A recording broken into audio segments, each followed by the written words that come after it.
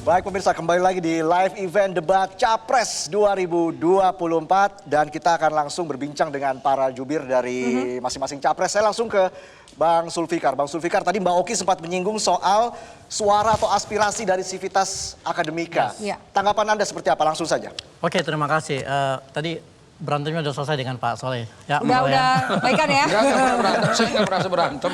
Oke, Biasa saja aja. ya. terkait dengan masalah pendidikan tinggi. Ya. Kalau kita lihat memang pendidikan tinggi itu adalah salah satu fondasi untuk membangun negara yang maju ya.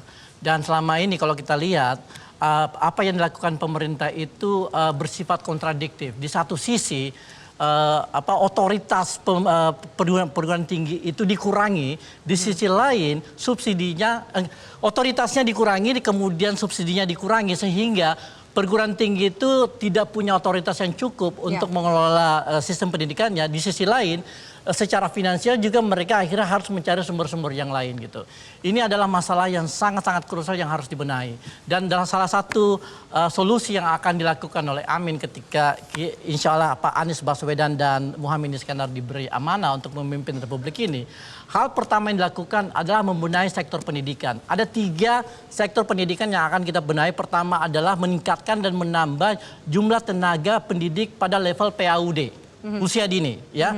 Lalu kemudian untuk pendidikan dasar dan menengah, kita akan mengusahakan supaya pendidikan dasar dan menengah itu tidak hanya bebas biaya, tetapi juga bebas pungutan.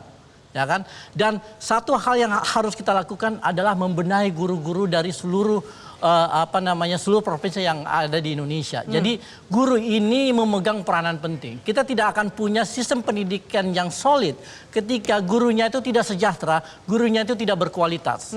Karena itu hal pertama yang dilakukan adalah membenahi sistem penggajian dan sistem kesejahteraan dari guru. Ya.